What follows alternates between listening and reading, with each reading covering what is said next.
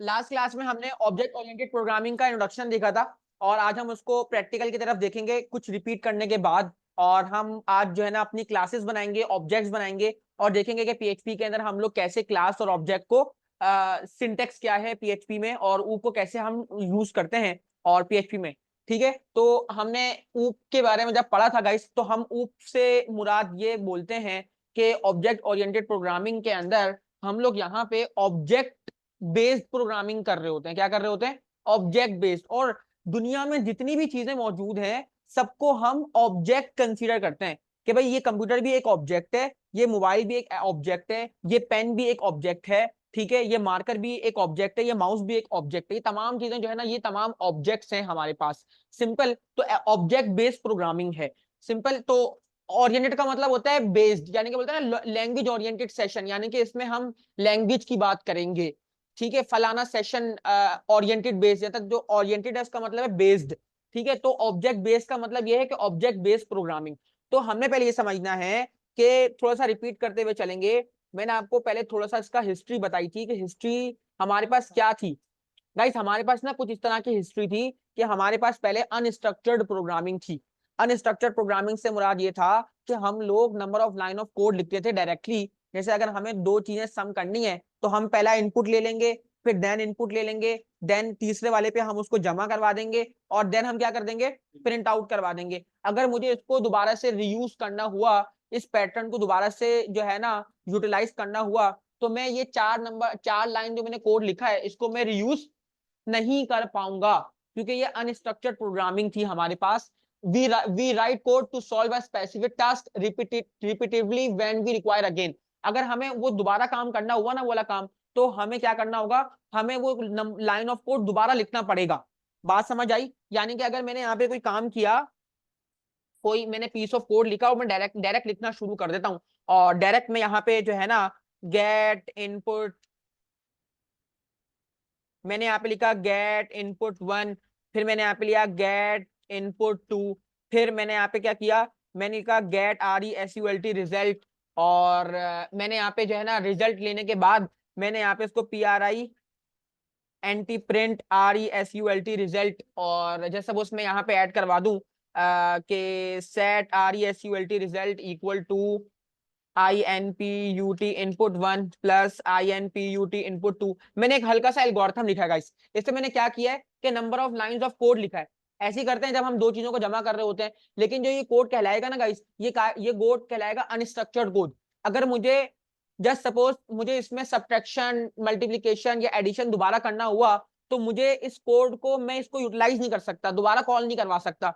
हाँ, अगर ये एक फंक्शन होता तो मैं फंक्शन को दोबारा क्या करवा सकता था? यूटिलाइज करवा सकता था। तो बात समझ में आई कि पहले मेरे पास अनस्ट्रक्चर्ड प्रोग्रामिंग थी। फिर मेरे पास यहाँ पे प्लीज देखते रहो, जो एब्सेंट थे वो खास तौर पे देखें अच्छी तरीके से। फिर मेरे पास यहाँ पे जो है ना हमने स्ट्रक्चर्ड प्रोग्रामिंग पे आए और उसमें हमने फंक्शंस ऐड किए। अब फंक्शन जब ऐड किए तो मेरे पास वो function as a reusable component act करेंगे। ठीक है, और आपको पता है जब मैं फंक्शन को कॉल करवाता हूं, अगर मैं इन तमाम चीजों को एक फंक्शन में रख देता और मैं एक काम करता, मैं एक यहाँ पे एक जो है ना फंक्शन बनाता और फंक्शन बनाता सम के नाम से, और इस पूरे पीस ऑफ कोड को मैं कहाँ रख देता? फंक्शन में रख देता। अब क्या होगा? अब मुझे कुछ नहीं करना, मुझे अपने फंक्शन को कॉल करवाना है, तो मैं बार बार अपने फंक्शन को कॉल करवाऊंगा कि फंक्शन क्या पैरामीटर ले रहा होगा? एक फंक्शन इनपुट 1 ले रहा होगा और फंक्शन हमारा इनपुट 2 ले रहा होगा। ऐसा ही है ना? फंक्शन दो पैरामीटर ले रहा होगा, ये दो पैरामीटर इनपुट 1 और इनपुट 2। सिंपल। अब जब जब मैं फंक्शन को कॉल करवाऊंगा, तो जब भी मैं सम को कॉल करवाऊंगा तो सम में मैंने यहाँ पे 2 दे दिया, 3 दे दिया। जस्ट सपोज मैंने इसको दोबारा काम परफॉर्म करना है, तो फिर मैंने सम को दोबारा कॉल कराया, मैंने इसको यहाँ पे 4 दे दिया, 5 दे दिया। अब यहाँ पे पहले 2 4 जाएगा इसके अंदर, फिर यहाँ पे इसी टास्क को मैंने दोबारा रिपीट किया। तो यहाँ पे हमारे पास स्ट्रक्चर्ड प्रोग्रामिंग का मतलब ये था कि जब हम इसमें मॉड्यूल यूज करते हैं और इसको मॉड्यूलर अप्रोच कहते हैं, और इस मॉड्यूलर अप्रोच के बाद मेरे पास यहाँ पे ऑब्जेक्ट बेस्ड प्रोग्रामिंग आई। और ऑब्जेक्ट बेस्ड प्रोग्रामिंग में हमने यहाँ पे क्लासेस और यहाँ पे हमने जो है ना ऑब्जेक्ट का इस्तेमाल किया, क्लासेस और ऑब्जेक्ट का इस्तेमाल किया। और इन क्लासेस और ऑब्जेक्ट की बिना पर हमने अपना काम मजीद किया। तो हम देखते हैं कि हम इन क्लासेस और ऑब्जेक्ट को पीएचपी में कैसे क्रिएट करते हैं और कैसे बनाते हैं। बहुत ही आसान मरहला है। और बहुत ही मजेदार है। तो प्लीज छोड़ दो इसको, देखो यहाँ देखो, फोकस करो। तो हम जो है जल्दी से इसको एक दफा गो थ्रू कर लेते हैं। और जब हम पीएचपी में बात करते हैं ऊप की, तो यहाँ पे हमारे पास दो तरह की पीएचपी थी, एक प्रोसीजरल और कोर पीएचपी और एक ऑब्जेक्ट ओरिएंटेड पीएचपी। तो प्रोसीजरल और कोर पीएचपी हम आज तक कर रहे थे, और अब हम ऑब्जेक्ट ओरिएंटेड प्रोग्रामिंग पे आ जाएंगे। तो इसमें हमारे पास क्या होता है गाइस, कि हमारे पास जो है ना, ये एक स्टाइल है, एक मेथोडोलॉजी है, कोई फ्रेमवर्क नहीं है, कोई प्रोग्रामिंग लैंग्वेज नहीं है। ये एक पैटर्न है, एक मेथोडोलॉजी है, एक स्टाइल है। और make our code more modular and reusable. हमारे कोड को ये मॉड्यूलर, मजीद एक पीस ऑफ कोड, एक चंक ऑफ कोड एक उसमें बंद है, और उस डब्बे को हम बार बार क्या कर सकते हैं, रीयूज कर सकते हैं, कॉल करवा सकते हैं, और उसको हम बार बार जो है ना इजीली तौर पे इस्तेमाल कर सकते हैं। Simple, make over code easier to maintain. अब आपको पता है कि भाई इतने सारे ब्लॉक्स रखे हुए हैं, हर ब्लॉक के पीछे एक मकसद है, कोई मसला आता है तो उसको मेंटेन करना आसान है, एज कंपेयर टू एक खुली खुली किताब है। अब एक खुला कोड रखा हुआ है, अब कहाँ पे कौन सा क्या काम हो रहा है, किस चंक ऑफ कोड में क्या फंक्शनैलिटी परफॉर्म हो रही है। तो अब देखो, आपको पता है कि यहाँ पे तमाम फंक्शन मौजूद है, हर फंक्शन बटन के पीछे एक फंक्शन परफॉर्म होता है। हमारे लिए आसान है ना कि इस पीस ऑफ कोड, इसके पीछे एक पीस ऑफ कोड रखा गया है जो कि F1 का काम कर रहा है, F5 का काम एक पीस ऑफ कोड कर रहा है हमेशा। बात क्लियर हो रही है? अगर ये नहीं होता, ये पीस ऑफ कोड नहीं होता, और हमें ढूंढना पड़ता, निकालना पड़ता, हर दफा रियूज करना पड़ता, हर दफा कोई एक, अब जो वो है ना, यानी कि जो हम इस्तेमाल करते हैं window shift x, window shift S, ये हमने क्या किया हुआ है, ये जो हम विंडो शिफ्ट एस प्रेस करते हैं, ये हमने खुद से मॉड्यूल किया है, बात समझ, खुद से बनाया है। ठीक है, इसके पीछे एक फंक्शन छुपा हुआ है जो कि 2-3 प्रेस करने के बाद वो फंक्शन परफॉर्म होगा, और F5 के पीछे डायरेक्ट आप वो काम कर सकते हो। तो मामलात हैं। और इसी तरह हमारे पास उसको मेंटेन करना भी आसान है, और उसको डीबग करना भी आसान है, कि जब हमारे पास कोई एरर आ जाए, कोई बग आ जाए, उसको डीबग करना हो तो हमारे लिए चीजें आसान हो जाती हैं। गाइस, ये वो तमाम कॉन्सेप्ट हैं जो हमने आज डिस्कस करने हैं, जो कि पिलर्स ऑफ ऊप कहलाते हैं। और वो पिलर्स ऑफ ऊप जो है ना हमारे पास यहाँ पे हैं, और ये मजीद अहम कॉन्सेप्ट है, जिसमें क्लास है, इनकैप्सुलेशन है, ऑब्जेक्ट है, इनहेरिटेंस है, एब्स्ट्रैक्शन है, पॉलीमॉर्फिज्म, एसोसिएशन, कंपोजिशन, एग्रीगेशन। ये तमाम चीजें हैं जो कि ऊप की बहुत मेन से मेन तर जो है ना वो चीजें हैं। ठीक है, और हमने क्लासेस और ऑब्जेक्ट को देख लिया था। मैंने आपको बताया था कि क्लास जो है वो हमारे पास क्या है, एक ब्लूप्रिंट है, एक स्केलेटन है, एक स्ट्रक्चर है, एक कंपनी है, और जो कि ऑब्जेक्ट क्रिएट करती है अलग अलग किस्म के। सिंपल, एक क्लास जो है वो हमारी जो है ना ओवरऑल एक दफा बन जाती है क्लास, और उस क्लास के मल्टीपल ऑब्जेक्ट बन रहे होते हैं, और वो अलग अलग किस्म के ऑब्जेक्ट उसी क्लास के प्रॉपर्टीज को गेट कर रहे होते हैं। अब देखो, इस क्लास की कुछ वैल्यूज हैं, कि भाई इसका कलर, इसका स्टेयरिंग, इसका बोनेट, इसका टायर्स, इसकी हेडलाइट्स, और इसकी कुछ फंक्शनैलिटीज हैं, कुछ मेथड्स हैं, कि ये रन करती है, ये ब्रेक सप्लाई करती है, ये जो है ना एक्सेलरेशन परफॉर्म करती है। अब हर कार के ऑब्जेक्ट में जिसका कलर अलग है, डिजाइन अलग है, प्रॉपर्टी अलग है, लेकिन वो वाले फंक्शन ये हर कार परफॉर्म कर रही होती है। हर कार में ब्रेक्स होंगे, हर कार में बोनेट होगा, हर कार में फलाना होगा। तो ये हमारे पास तमाम ऑब्जेक्ट कहलाते हैं। सिंपल, तो हमने ये वाली एग्जांपल भी देख ली थी कि एक कार की क्लास है, और अलग अलग उसके ऑब्जेक्ट्स हैं। ऑब्जेक्ट जो है वो ऑडी होगा, निसान होगा, वॉल्वो होगा, जो कि इसी क्लास को देख के क्या कर रहा होगा, बना होगा, इसी क्लास क्लास की हेल्प से बना होगा। तो हम इसी तरह अभी अब एक क्लास बनाएंगे, और उस क्लास के मल्टीपल ऑब्जेक्ट्स जो है ना वो डिक्लेयर करेंगे। जैसे कि मैंने आपको बताया था कि यहाँ पे ये घर है, और ये घर का मैप है। अब इस घर के मैप में आपको जो जो चीजें बताई गई हैं, कि भाई ये एक बेडरूम बना हुआ है, ये हमारे पास जो है ना ये हमारा मेन डाइनिंग रूम है, और ये हमारे पास जो है ना किचन है, ये हमारे पास जो है ना रेस्ट रूम है। और इसी तरह अब आपके जितने भी ऑब्जेक्ट बनेंगे गाइस, वो इस ऑब्जेक्ट जो है वो इस क्लास को देखते हुए बन रहे होंगे। तो हम आगे चलते हैं। तो जब भी एक क्लास बनाते हैं ना गाइस, तो उसमें दो चीजें होती हैं, एक एट्रीब्यूट और एक फंक्शनैलिटी। एट्रीब्यूट का मतलब ये है कि उसके नेम, एज, जेंडर, ऑक्यूपेशन। इसी तरह फंक्शनैलिटी का मतलब यह है कि वो वॉक कर सकता है, ईट कर सकता है, स्लिप कर सकता है, और वर्क कर सकता है। तो अब हम एक काम करते हैं, हम फटाफट चलते हैं अपने लोकल डिस्क सी पे। अपने जैम के फोल्डर पे अपने 0htdocs में 06C में, और यहाँ पे आके कंट्रोल शिफ्ट एन प्रेस करके हम यहाँ पे ऊप के नाम से एक फोल्डर बनाते हैं। राइट क्लिक करके ओपन विथ कोड कर लेते हैं और यहाँ पे आके index.php बनाते हैं। ओके, हम यहाँ पे जैम भी ओपन कर लेते हैं।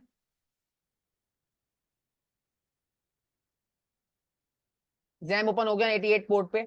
अब यहाँ पे आके हमें क्या करना है गाइस, सबसे पहले हमें एक क्लास लगानी है और हम यहाँ पे आके PHP को कॉल कराएंगे और हमने PHP ओपन कर ली।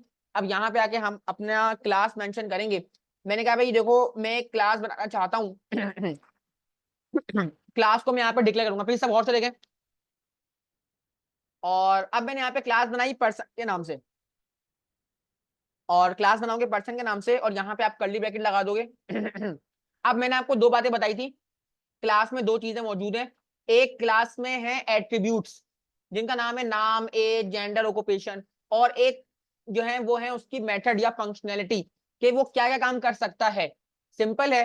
तो अब हम यहाँ पे आके यही वाला काम कर रहे होंगे कि हम पहले यहाँ पे आके बताते हैं इसको, भाई देखो मैं कुछ प्रॉपर्टीज बनाना चाहता हूँ और उन प्रॉपर्टीज को, उन वेरिएबल्स को जिनको हम वेरिएबल्स का नाम देते हैं, उनको हम डिक्लेयर करते हैं पब्लिक के नाम से कि भाई ये अभी पब्लिक है। और मैं आपको बताऊंगा इनको हम जो है ना पब्लिक, प्राइवेट, और ये हमारे पास जो है ना एक्सेस मॉडिफायर कहलाते हैं। और इनको हम यूज करते हैं कि अगर आपने कोई चीज प्राइवेट रखनी है, कोई एट्रीब्यूट, ताकि दूसरी क्लास उसको क्या नहीं कर सके, यूटिलाइज ना कर सके, और फंक्शन के बाहर उसको यूटिलाइज ना कर सको, तो उसको हम प्राइवेट डिक्लेयर करते हैं। अदरवाइज हम उसको पब्लिक डिक्लेयर करते हैं। पब्लिक जो होता है वो क्या होता है, जैसे हमने ग्लोबल इस्तेमाल किया था और ग्लोबल की तरह एक्ट कर रहा होता है। अब मैंने कहा भाई यहाँ पे मैं काम करना चाहता हूँ, मैं यहाँ पे डॉलर के साथ एक वेरिएबल डिक्लेयर कर देता हूँ, जैसे कि उसका नाम। ठीक है, कॉमा लगा के मैंने एक और कॉमा नहीं, टर्मिनेटर लगा के मैंने यहाँ पे एक और पब्लिक दिया और मैंने उसका नाम दिया पब्लिक, और मैंने यहाँ पे उसको दे दिया एज। ठीक है भाई, और यहाँ पे हम चार पांच और मजीद काम भी करेंगे, लेकिन पहले आप इसको देखो। मैंने यहाँ पे जो है ना ये दो चीजें प्रोवाइड कर दी, क्लास बनाई पर्सन के नाम से और यहाँ पे मैंने दो चीजें प्रोवाइड कर दी। अब इसका मतलब ये है कि हमने ये दो काम कर लिए कि हमने एक पर्सन की क्लास बना के उसके एट्रीब्यूट डिफाइन कर दिए, नेम और, बात क्लियर हो गई। अब हम किस पे आएंगे, उसकी फंक्शनैलिटीज पे कि वॉक, ईट, स्लीप, वर्क। जस्ट सपोज अब मैं यहाँ पे आता हूँ और यहाँ पे आके अब मुझे यहाँ पे आके मैंने आपको बताया था कि जो हमारे फंक्शनैलिटी वो हमारे मेथड ही है और मेथड जो है वो हमारे फंक्शन ही है। अब मैं यहाँ पे आऊंगा नीचे, और नीचे आने के बाद अब मैं यहाँ पे बनाऊंगा एक फंक्शन। फंक्शन बनाने का मकसद ये है कि आपने क्या करवाना है भाई, जैसे सपोज मुझे कोई काम करवाना है और मुझे उसका डेटा डिटेल जो ऊपर लिए ना मैंने उसको शो करवाना है, प्रिंट करवाना है। प्लीज सब गौर से देखिएगा। मैंने यहाँ पे आके शो के नाम से एक मेथड बनाया और मैंने यहाँ पे कर्ली ब्रैकेट बना दिया, और इसका मतलब है कि देखो ये दो एट्रीब्यूट्स हैं और ये एट्रीब्यूट के नीचे इनका मेथड है। ठीक है, अब मेथड को ना यहाँ पे अलग अलग नाम से हम पुकारते हैं। जैसे मैंने बोला इसको हम मेथड बोलते हैं, इसको यहाँ पे फंक्शनैलिटी भी बोलते हैं। ठीक है भाई, और फंक्शनैलिटी भी बोलते हैं। और इसी तरह अगर हम यहाँ पे आ जाएं तो यहाँ पे आपको बताया जाएगा कि हमारे पास के क्या कहते हैं इनको, हम क्या बोलते हैं इनको, एट्रीब्यूट्स, एट्रीब्यूट्स भी बोलते हैं इनको, ये वेरिएबल्स भी बोलते हैं। बात क्लियर हो रही है। तो अब मैं यहाँ पे आया और यहाँ पे आके मैंने बोला कि भाई ये काम करो कि अब मुझे इन पब्लिक, देखो आप जो भी काम करोगे, जो मेथड बनाओगे, वो इन एट्रीब्यूट्स को इस्तेमाल कर रहे होंगे, इन एट्रीब्यूट्स की हेल्प लेकर ही काम करेंगे। यानी कि ये वाला काम जो हो रहा है ये इन एट्रीब्यूट्स की हेल्प से ही हो रहा होगा। तो अगर मुझे इन एट्रीब्यूट्स को टारगेट करना है या कॉल करना है तो मैं यहाँ पे कीवर्ड इस्तेमाल करता हूँ, और उस कीवर्ड का नाम क्या है, दिस। दिस इज नहीं, दिस। और जिसका मतलब ये है कि यहाँ पे मैं अपने एक जो है ना एट्रीब्यूट को कॉल करवाना चाहता हूँ। अब जिसका नाम क्या है, नेम। तो यहाँ पे आके मुझे जो है ना एक ऑब्जेक्ट नोटेशन मिलती है, और जैसे कि हम इस्तेमाल करते थे दिस डॉट आगे इस्तेमाल करते थे। अभी मैंने आपको फेच एपीआई में करवाया था दिस डॉट, हमने अपने एपीआई फेच की थी, याद है आप लोगों को। और फेच एपीआई करने के अंदर मैंने आपको उसके अंदर अच्छा देन इस्तेमाल कराया था, दिस नहीं था, वो देन था। हाँ, तो दिस के साथ ना हम डॉट इस्तेमाल करते हैं कि अगर हमने किसी को टारगेट करना है, जैसे दिस डॉट नेम में एक बात कर रहा हूँ, तो इसका मतलब है कि मैंने यहाँ पे किसको टारगेट किया, नेम को। लेकिन यहाँ पे हमारी जो ऑब्जेक्ट दिस, मैं आपको बताता हूँ, दिस मैं ये बता रहा हूँ कि दिस जो है वो हमारे पास इस एट्रीब्यूट को गेट करेगा।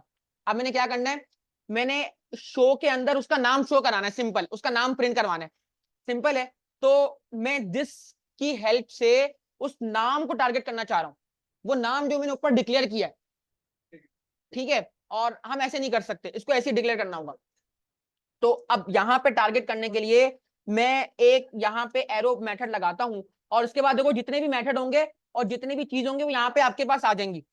बात क्लियर हो रही है। दिस डॉट नेम को टारगेट करना है या दिस डॉट एज को टारगेट करना है, मैंने कहा मुझे अभी नेम को टारगेट करना है। और अब आपको यहाँ पे जो है ना बताना होगा कि भाई आपने इसको क्या क्या करना है, क्या मामला तय करना है, इसको इको करवाना है, और आप इको करवा दो बेशक इसको।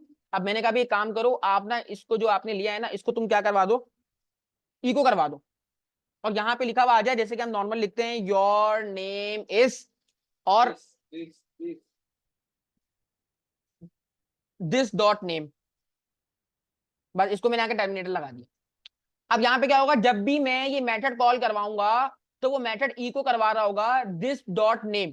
दिस जो है वो इस नेम को टारगेट करेगा, और वो नेम आपने ऊपर कॉल कराया हुआ है, सिंपल। अब मैं यहाँ पे आऊंगा बाहर, अब मेरा काम हो चुका है, अब मैं इसका ऑब्जेक्ट बनाने वाला हूँ। ये मेरी क्लास थी, क्लास में दो चीजें होती हैं गाइस, क्लास में आपके पास जब भी मैं क्लास में आता हूँ तो एक हमारे पास एट्रीब्यूट्स होते हैं और एक मेथड होता है।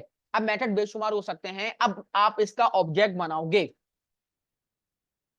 जब भी आप एक ऑब्जेक्ट बनाते हो तो अब ऑब्जेक्ट बनाने का मकसद ये होगा कि मैं किसी भी नाम से, मैंने मैंने मैंने बोला डॉलर पी के नाम से मैंने एक ऑब्जेक्ट बना लिया। और जो है अब मैं क्या करूंगा, मैं यहाँ पे बताऊंगा कि भाई मेरी क्लास कौन सी है, तो मैं न्यू करके अपनी क्लास को टारगेट करता हूँ पर्सन को, क्योंकि पर्सन मेरी क्लास थी। और मैं न्यू का कीवर्ड मैं इस्तेमाल करूंगा यहाँ पे लाजमी तौर पे। और यहाँ पे क्योंकि मेरा एक जो है ना एक एक न्यू एक न्यू क्लास, एक न्यू कंस्ट्रक्टर बनता है एक तरह से ना। एक न्यू कंस्ट्रक्टर को आप कॉल करते हो, तो कंस्ट्रक्टर जब भी आप बनाते हो, मैं आपको बताऊंगा कंस्ट्रक्टर और डी कंस्ट्रक्टर क्या होता है।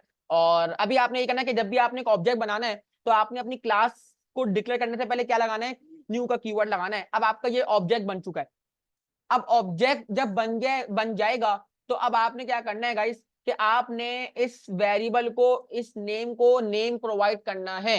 यानी कहने का मकसद ये है कि अब मैं आऊंगा और बोलूंगा भाई देखो $p तुम मेरे ऑब्जेक्ट हो, ठीक है भाई। यहां पे आके मैं मेंशन करना चाहता हूं किसको, अपने नेम को, और नेम की जगह पे मैं वैल्यू दे दूंगा। मैंने यहाँ पे अपना नाम दे दिया जो भी, अब देखो इनपुट आपको देना था ना, तो आपने यहाँ पे इनपुट दे दिया, प्लीज हन्नान। और इतना काम करने के बाद अब आप अपने फंक्शन को कॉल करा लोगे उसी ऑब्जेक्ट की हेल्प से। जैसे आपने उसी ऑब्जेक्ट की हेल्प से उसको नाम दिया है, उसी ऑब्जेक्ट की हेल्प से आप अपने फंक्शन को कॉल कराओगे। फंक्शन क्या था, शो। अब ये काम हमारा करेगा। अब शो जब जाएगा शो पे, तो शो पहले जाएगा शो पे और बोलेगा भाई इको करवा दो your name is this dot name. तो नेम जाएगा इस नेम पे, और इस नेम का हमने ऑब्जेक्ट के तौर पे नेम यहाँ पे मेंशन कर दिया। तो अब देखते हैं यहाँ पे क्या होगा। मैं आपको दोबारा समझाऊंगा, 4-5 एग्जाम्पल मैं आपको कराऊंगा एक एक करके, टेंशन ना लो। और अब मैं यहाँ पे आऊंगा, लोकल हो 06C और ऊप। हाँ, तो अब आप लोग देखोगे कि यहाँ पे मेरा नाम क्या हो गया, मेंशन हो गया, यानी कि उसने मेरा नाम यहाँ पे क्या करवा दिया, योर नेम इज, और ऑब्जेक्ट की हेल्प से उसने मेरा नाम यहाँ पे कॉल करवा दिया। तो अब हमें ये बात समझ में आई कि अगर हमें कोई काम करना होगा तो वो इस तरह किया जाएगा। तो ऊप जब भी तो डिमांडेड है।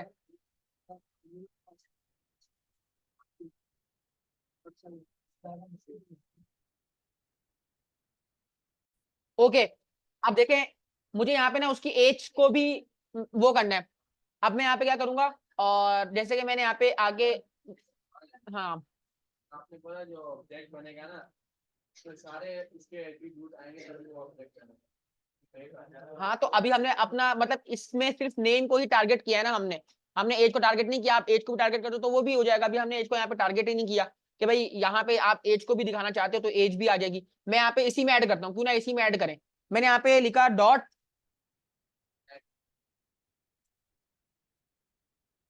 डॉलर दिस एज,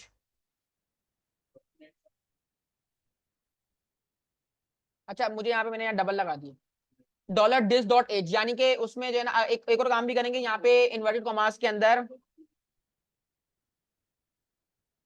अच्छा देखें प्लीज,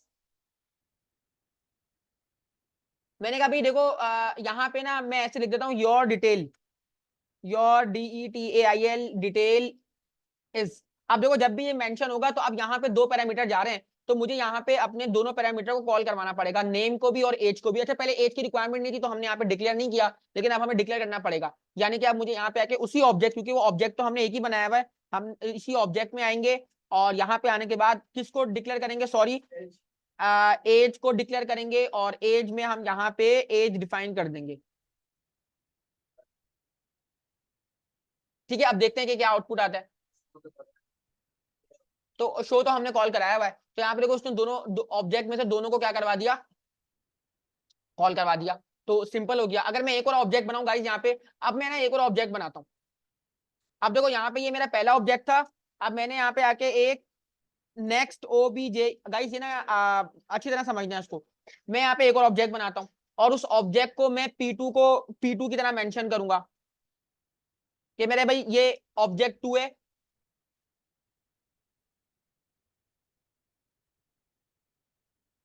सिंपल, अब इस यूजर का नाम जो है ना वो चेंज है,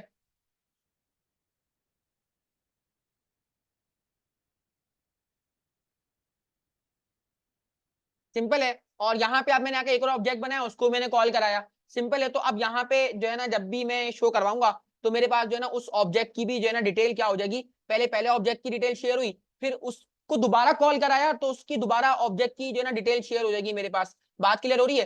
तो ये हमारे पास जितने ऑब्जेक्ट बनाओगे उतने ऑब्जेक्ट उस क्लास की हेल्प से बन रहे होंगे, उस क्लास की फंक्शनैलिटी को यूज कर रहे होंगे।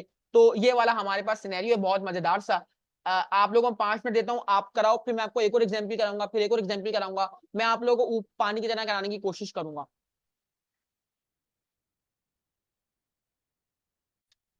अब हम एक और एग्जाम्पल करते हैं और उस एग्जाम्पल को आपने अच्छी तरह समझना है। प्लीज सब गौर से देखिएगा, मैं दोबारा करवा रहा हूँ, कंफ्यूजन दूर होनी चाहिए आप लोगों की। अब देखो मैं यहाँ पे आता हूँ और मैं इसको भी यहाँ से हटा रहा हूँ। देखो सबसे पहले हम लोग क्या करते हैं गाइस, मैं बिल्कुल बेसिक काम करा रहा हूँ आप लोगों को, class and object.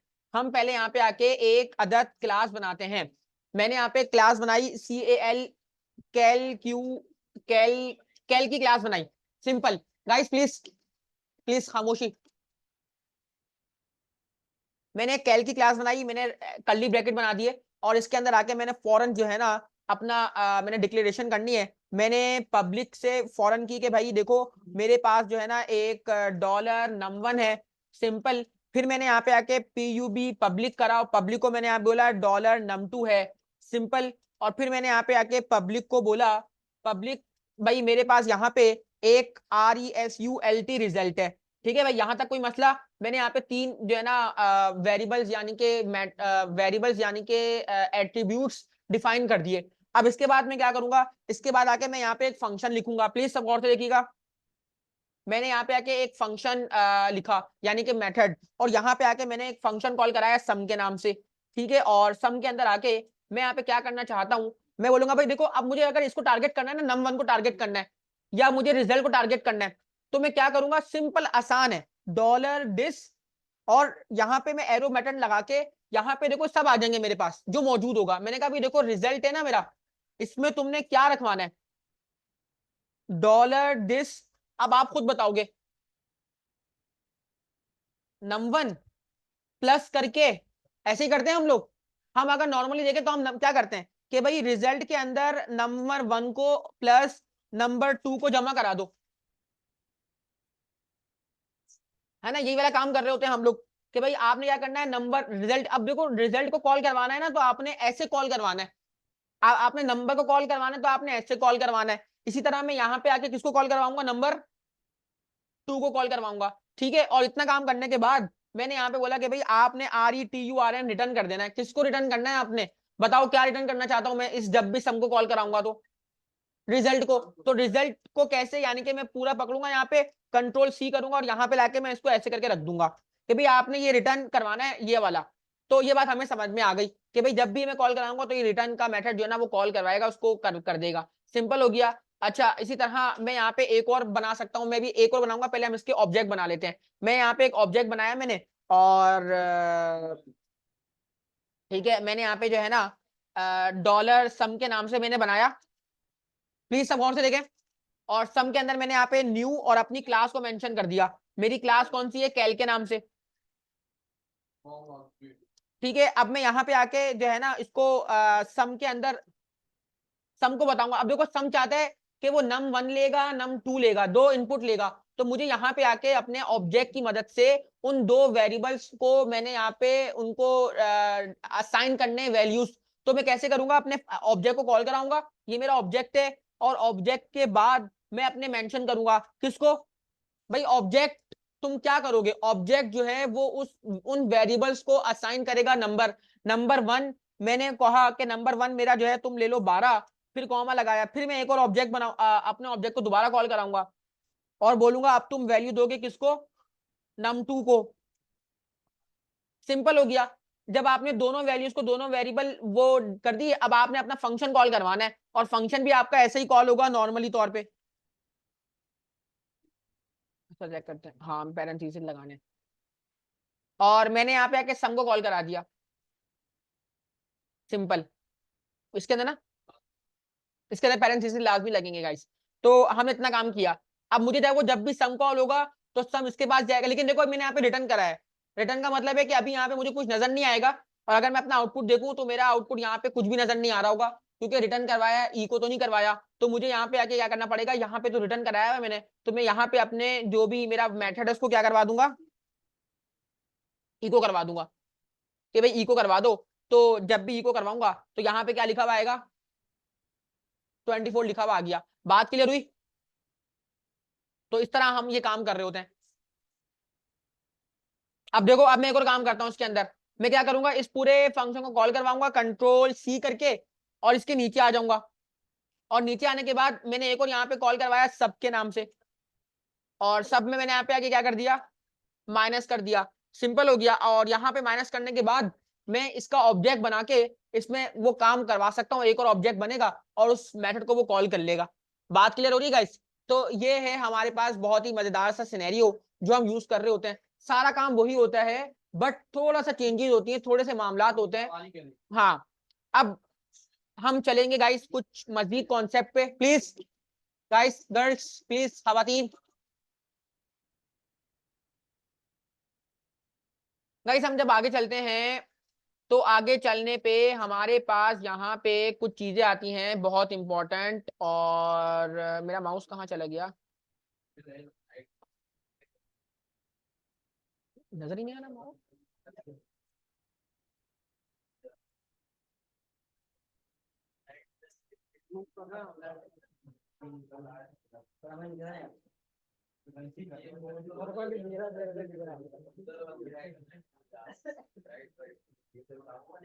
Okay please.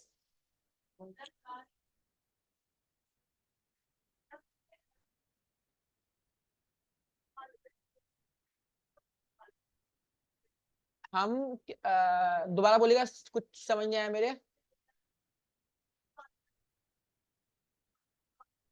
अच्छा देखें, डेटाबेस जो है ना उसमें कोई ऐसा कॉन्सेप्ट नहीं। डेटाबेस आपका जो है ना वो पब्लिक है। मतलब डेटाबेस पब्लिक का मतलब है डेटाबेस सबके लिए। बेशक आप ऊप इस्तेमाल करो, उसमें भी डेटाबेस टेबल बनेगा, और आप प्रोसीजर इस्तेमाल करो, डेटाबेस से कोई ऊप का ताल्लुक नहीं है।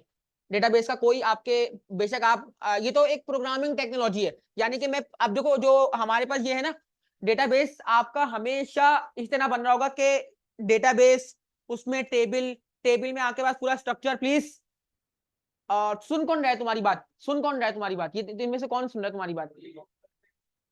किससे बात कर रहे थे तुम? नहीं यार प्लीज, डेटाबेस का कोई कनेक्शन नहीं है। आप अपना काम, ये तो आपका एक प्रोसीजर है जो कि आप अपनी प्रोग्रामिंग में इंप्लीमेंट कर रहे हो। आपकी प्रोग्रामिंग को ये एक मॉड्यूलर बना रहा है।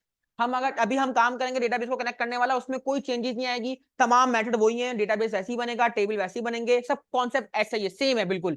चेंज जो हो रहा है वो आपका ये कॉन्सेप्ट है। गाइस हमारे पास ना यहाँ पे ये पिलर्स हैं जो कि बहुत इंपॉर्टेंट पिलर्स हैं। ऑब्जेक्ट के इनहेरिटेंस, इनकैप्सुलेशन, एब्स्ट्रैक्शन और पॉलीमॉर्फिज्म। गाइस ये बहुत इंपॉर्टेंट है, नहीं हो रही? अच्छा चलो, ये हमारे पास बहुत इंपॉर्टेंट हैं और इनके बारे में लाजमी तौर पे पता किया जाता है, और इनके बारे में लाजमी पता किया जाता है और पूछा जाता है कि इन पिलर्स के बारे में बताओ। अच्छा, इनके अंदर ना हमारे पास एक क्लास एंड ऑब्जेक्ट, कुछ लोग बोलते हैं कि क्लास एंड ऑब्जेक्ट भी क्या है, ऊप के पिलर्स हैं, लेकिन कभी कभार लोग बोलते हैं नहीं, ये क्लास एंड ऑब्जेक्ट जो है ना वो पिलर्स नहीं है। हमारे पास यही मेन जो है ना 4 पिलर्स हैं, ठीक है? तो एक एक करके देखते हैं, ये पिलर्स बहुत इंपॉर्टेंट है जब हम बात करते हैं एब्स्ट्रैक्शन की। प्लीज अब बात नहीं करेगा कोई, मुझे डिस्ट्रैक्शन हो रही है, प्लीज बात नहीं करना। आजकल मुझे रमजानों में जिस चीज की डिस्ट्रैक्शन हो रही है उसको मैं बंद करता हूँ और जो है ना फेंक देता हूँ, ठीक है? तो अब तुम लोग में से कोई अगर डिस्ट्रैक्शन होगा तो उसको मैं बंद करूंगा और क्लास से बाहर फेंक दूंगा, ठीक है? और मुझे कुछ फील नहीं होगा क्योंकि मेरा खुद रोजा है और मैं अच्छा काम कर रहा हूँ, ये अच्छा काम कर रहा हूँ क्योंकि मुझे अच्छा please, abstraction is that feature in OOP concept wherein the user is kept unaware of the basic implementation. The user is only able to view basic functionalities where the internal detail are hidden. मतलब hiding the unimportant data and revealing the necessary information.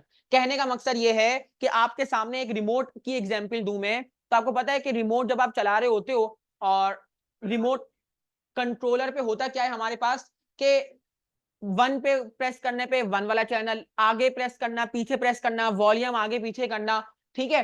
आपको पता है कि जब आप volume ऊपर नीचे करते हो या 1 2 प्रेस करते हो, उसके पीछे क्या मैकेनिज्म होता है या क्या कैलकुलेशन होती है कि आपका चैनल आपके चेंज हो जाता है? कभी इसके पीछे बारे में, बैकग्राउंड के बारे में सोचा आपने? नहीं क्योंकि वो हमारा काम ही नहीं है। 1 पे क्लिक करने पे, 2 पे क्लिक करने पे, वॉल्यूम पे क्लिक करने पे, ये क्लिक करने पे क्या हो रहा है बैकग्राउंड में, यानी कि उन्होंने हमें बोला कि आपसे आपके अकॉर्डिंगली इंफॉर्मेशन शेयर कर दी गई है, पीछे इसके क्या चल रहा है मैकेनिज्म, आपसे वो छुपा दिया गया है, ठीक है? तो उस कॉन्सेप्ट को हम बोलते हैं डेटा एब्स्ट्रैक्शन, यानी कहने का मकसद ये है बस। और देखो, हाइडिंग द अनइंपॉर्टेंट डेटा, मतलब वो डेटा बहुत इंपॉर्टेंट है लेकिन वो आपके लिए एज अ यूजर इंपॉर्टेंट नहीं है, लेकिन जो उसकी नेसेसरी इंफॉर्मेशन है उसको दिखा देना, विजिबल करवा देना, ये इंपॉर्टेंट कॉन्सेप्ट है गाइस, इसको याद रखना। ये मैं बताऊं 100/100%, अगर आप कोई ऐसी प्रोग्रामिंग लैंग्वेज का देने जा रहे हो इंटरव्यू जो कि ऊप बेस्ड है, तो मैं कहता हूँ 100/100 आपसे ये कॉन्सेप्ट पता किए जाते हैं। ये मेरी बात याद रख लेना, तुम लोग लिख लो किसी कागज पे, और लिख लो, बेशक आज लिख लो। नहीं, डेटा एब्स्ट्रैक्शन नहीं, ये जो कॉन्सेप्ट है। हाँ पूछे, हमारे पास मेजर जो है वो 4 पिलर्स हैं। वैसे मैं डायरेक्ट अभी एब्स्ट्रैक्शन पे आ गया, लेकिन चलो इसके अकॉर्डिंगली नहीं। Inheritance, encapsulation, abstraction.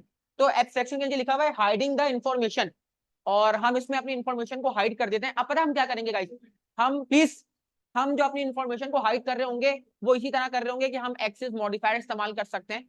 Access modifier मैं आपको बताता हूँ कि क्या होता है एक्सेस मॉडिफायर, अगर मैं आपको बताऊं, क्योंकि मैंने उसकी ना अलग से मैंने एक वो बनाया हुआ है, तो उसको मैं उसी वक्त बताऊंगा। देखो, एक्सेस मॉडिफायर इन ऊप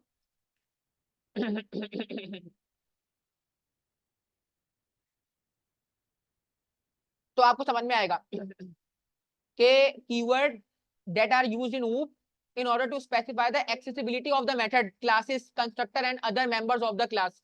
बात समझ आ रही है कि हम यहाँ पे एक्सेसिबिलिटी की बात कर रहे होते हैं कि अगर आपने किसी चीज को एक्सेस करना है, चाहे वो एक मेथड हो, चाहे वो एक क्लास हो, चाहे वो एक कंस्ट्रक्टर हो, बताऊंगा कंस्ट्रक्टर क्या होता है, चाहे वो कोई अदर मेंबर्स हो किसके, तो हम जब एक्सेस की बात करते हैं कि आपने कोई चीज एक्सेस करनी है, तो यहाँ पे हम इस्तेमाल करते हैं। कौन कौन से हमारे पास एक्सेस मॉडिफायर है?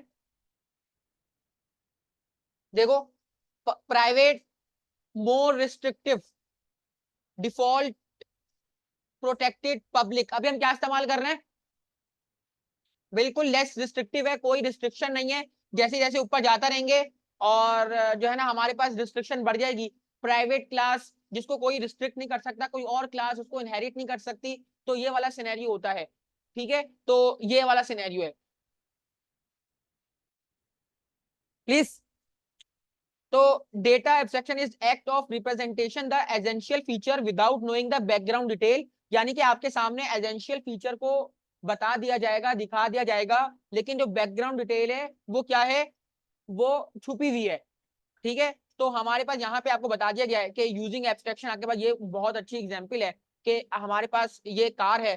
ठीक है, अब देखो कार के अंदर जो हम ये बोनट खोलते हैं तो उसमें ये क्या मैकेनिज्म होता है, बैटरी लगी हुई होती है, फलाना लगी हुई होती है, ये हमारा कोई लेना देना इससे नहीं है। वो तो डब्बे के अंदर बंद कर दिया, खत्म।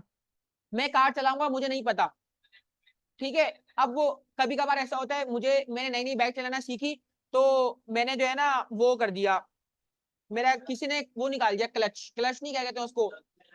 अब मुझे नहीं समझ में आई कि वो प्लग का क्या सिनेरियो है, और मुझे उस वक्त नहीं थी नॉलेज। तो अब मैं किक मारता रहा मारता रहा मारता रहा और जिंदगी मेरी खत्म होती रही होती रही होती रही। फिर मेरा तो हाँ, और फिर क्या हुआ, फिर किसी ने आके मुझे बताया कि तुम्हारा तो प्लग ही निकला हुआ है। तो आप बताओ कि तो तो कुछ ऐसी ऐसी इंफॉर्मेशन जो कि आपके लिए जरूरी नहीं है इसके अंदर जानना, वो जो है ना आपसे छुपा दी गई है, और वो कहलाता है आपने एब्स्ट्रैक्शन का कॉन्सेप्ट। सिंपल हो गया। तो ये वाला हमारे पास सिनेरियो है। तो अगला कॉन्सेप्ट है इनहेरिटेंस का। प्लीज मैं ये 4 करूंगा फिर आप लोगों की छुट्टी हो जाएगी। अब जरा गौर से सुने। इनहेरिटेंस, आज इनहेरिटेंस बहुत इंपॉर्टेंट है। और हम लोगों ने देखा होता है कि हम ये बोलते हैं बात कि जो है ना आपके वालदा या वालदेन में से आपके पास ये चीज इनहेरिट हुई। ठीक है भाई, और इसकी इसकी आंखें तो उसकी अम्मी से मिलती हैं, इसके नाक तो उसकी मामू से मिलते हैं, और इसकी तो फलाना वो तो फलाना से मिलती हैं। तो ये हम बातें कर रहे होते हैं नॉर्मली, इसकी शक्ल जो है ना वो इससे मिलती है, लेकिन ऐसा कुछ भी होता है या नहीं होता हमें नहीं मालूम। प्लीज गाइस आपस में बातें नहीं करो, नहीं करो बातें, मैं मना कर रहा हूँ नहीं करो। तो अब यहाँ पे क्या होता है गाइस, इनहेरिटेंस में क्या होता है कि हम यहाँ पे एक क्लास है व्हीकल। अब आपने देखा कि व्हीकल की क्लास से मेरे पास एक क्लास बन रही है कार, एक क्लास बन रही है बस, एक क्लास क्या बन रही है।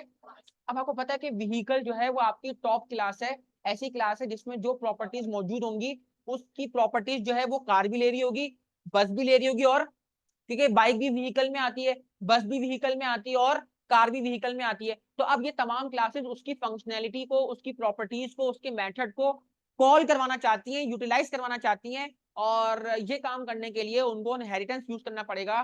और आपको मल्टीपल क्लासेस का, यानी कि एक क्लास जो आपने बनाई उस क्लास के मेथड, उस क्लास के एट्रीब्यूट आपने दूसरी क्लासेस में इस्तेमाल करना है। अगर हम जरा इसको पढ़ के देखते हैं। Inheritance is the process of inheriting the properties. ठीक है, प्रॉपर्टीज का मतलब सामने आ गया, of the parent class into the, यानी कि पेरेंट क्लास की प्रॉपर्टीज आप चाइल्ड क्लास में बुलाना चाहते हो।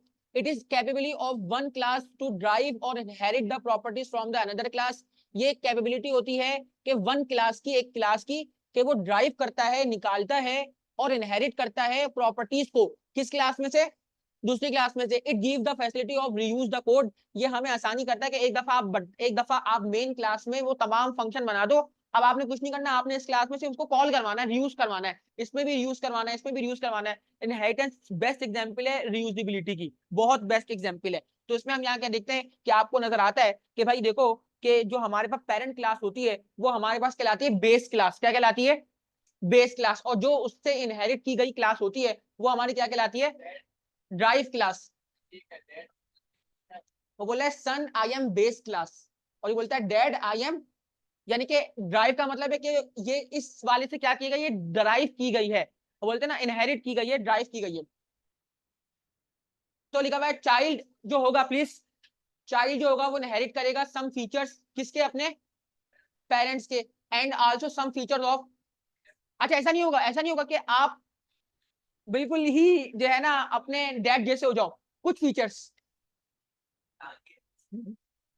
हाँ,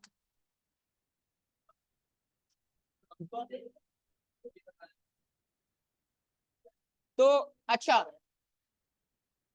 पॉलीमॉर्फिज्म। गाइस पॉलीमॉर्फिज्म आप लोगों ने केमिस्ट्री में पढ़ा होगा, मॉर्फिज्म मॉर्फिज्म, केमिस्ट्री में आपने याद होगा मॉर्फिज्म। और मैंने पढ़ा था, क्योंकि क्योंकि मैं अल्लाह का शुक्र है सही तरह पढ़ता था, और मुझे एटलीस्ट इतना एहसास होता था कि भाई अगर जो है ना उसकी फीस जा रही है तो मैं जो है ना अच्छी तरीके से पढ़ूं। सिंपल है, और इसलिए क्योंकि मैं पढ़ता था। सही है। Guys guys please please please, जब हम बात करते हैं पॉलीमॉर्फिज्म की, गाइस पॉली का मतलब होता है मैनी, और मॉर्फिज्म का मतलब होता है फॉर्म्स या टाइप्स, और इसका मतलब ये होता है कि the word polymorphism means having many forms, it means that the same function name can be used for different types. अब आपको पता है कि इसकी बहुत अच्छी एग्जांपल मेरे पास है। प्लीज गाइस, प्लीज बातें नहीं करो, बातें नहीं करो, बहुत ढीठो, क्लासिकल ढीठो, इतने ढीठो कि दुनिया में कोई ऐसा ढीठ बंदा जो मुझे मिला हो, है ना, तो उनकी ऊपर आप लोगों को बिठाया जाएगा। बात समझ आई? प्लीज नई बात करो। पॉलीमॉर्फिज्म का मतलब ये है कि अभी भी कर लो, अभी भी कर लो, अभी भी मुंह चल रहा है, प्लीज। ज्यादा बोलने से आपका जो है ना बहुत खराब मामला पड़ते हैं आपके रोजे के ऊपर। रोजा आपको कम बोलना, रुकना, ठहर जाना, चुप हो जाओ, चुप होने का दर्द देता है, खामोश, खामोश, क्योंकि जब हम बोलते हैं तो हम गीबत करते हैं, झूठ बोलते हैं, तानाबाजी करते हैं, तो खामोश। अपने अगर अभी भी हमने अपने रोजों को सेफ नहीं किया तो फिर हमारे रोजे रखने की कोई वो नहीं है, अल्लाह ताला को हमारा भूख और प्यास से कोई वो नहीं है। आपको बता दूं, आप भूखे रह रहे हो, प्यासे रह रहे हो, अल्लाह ताला को कोई गर्ज नहीं है इससे। अल्लाह ताला को आपकी नियत से और जो आप वो कर रहे हो ना फंक्शनैलिटी। उन्होंने बोला कि भाई कल परसों में बैठा था, फजर में दर्द हो रहा था, उन्होंने एक बात बोली कि क्या बात बोली कि ना हराम काम से रुकना आसान है। बताओ कैसे? हराम काम से रुकना आसान है। आपको पता है कि उन्होंने बोला कि क्या तुम लोगों ने, हम में से बहुत सारे लोग हैं जिन्होंने शराब की शक्ल भी नहीं देखी है। शराब हराम है ना हमारे लिए, हमने तो शराब देखी तक नहीं है, तो हम तो उसकी तरफ जा ही नहीं सकते। एक बात कर रहा हूँ, है ना। हमें पता है कि भाई कोई ऐसा काम जो हराम है तो हम तो उससे उसका नाम सुन के डर जाते हैं। और हालांकि हम इतने कोई, हम ये नहीं कहते कि हम बहुत अच्छे मुसलमान हैं या फिर ना हमारा, हम डगमगा भी जाते हैं कभी कभार, लेकिन हलाल काम से, हलाल काम से रुकना हमारे लिए जो है ना थोड़ा सा मुश्किल होता है। यानी कि कहने का मकसद ये है कि भाई देखो, खाना खाना हराम है क्या? आपको भूख लगेगी, आप खाना खाओ, आपको प्यास लग रही है, आप पानी पियो, हलाल है हमारे लिए, हम खाएंगे। जितना खाना खाना अल्लाह ताला ने रुकावट नहीं दी, तो अल्लाह ताला ने आपको हलाल काम से रोका। एग्जाम्पल देने के लिए कि अगर जब तुम हलाल काम से रुक सकते हो तो हराम काम से रुकना तो तुम्हारे लिए क्या है, बाएं हाथ का खेल है। कहने का मकसद ये, अगर आप डीप जाके पढ़ना शुरू करो गाइस, तो उसके पीछे इतनी बड़ी बड़ी हमारे पास रिसर्चेज हैं और हमारे दिमाग ऐसे खुल जाएंगे, और इसके पीछे बहुत बड़ी रिसर्च है। तो इसलिए कोशिश करो कि इन हलाल बातों से जो आपको रोका गया है वो आप ना अपने रोजे पे इम्प्लीमेंट करो, वरना ये रोजा जो है जाया ना हो जाए और मकरू ना हो जाए। इसको रोको प्लीज। अच्छा, अब मैं एग्जाम्पल दे रहा था कि आपको पता है कि आप हो, आप एज अ पर्सन, मैं एज अ पर्सन, और मेरी बहुत सारी टाइप्स हैं। जैसे कि मेरी कौन कौन सी टाइप है कि मैं यहाँ पे आप लोगों का, प्लीज साथ साथ नहीं, छोड़ दो बैग को, छोड़ दो, जाने दो, कुछ नहीं होता। जैसे कि मैं यहाँ पे एज अ टीचर हूँ, ठीक है, और जब आप लोग एज अ घर जाओगे, आप लोग स्टूडेंट हो, सिंपल आपकी एक टाइप है यहाँ पे, आपकी एक फॉर्म है यहाँ पे। आप घर पे जाओगे तो आप जो है ना अपनी माँ के बेटे हो, बहन के भाई हो, और जो है ना कहीं और जाते हो तो क्या कहते हैं, कहीं और जाते हो तो आपका दोस्त है, ठीक है। आपको पता है कि आप एक ही बंदे हो, एक ही हो, लेकिन आपकी कई टाइप्स हैं, ठीक है। यानी कि एक ही ऑब्जेक्ट है लेकिन उसकी बहुत सारी फॉर्म्स हैं। तो यहाँ पे आपको बताया गया है कि पॉलीमॉर्फिज्म इसको कहते हैं।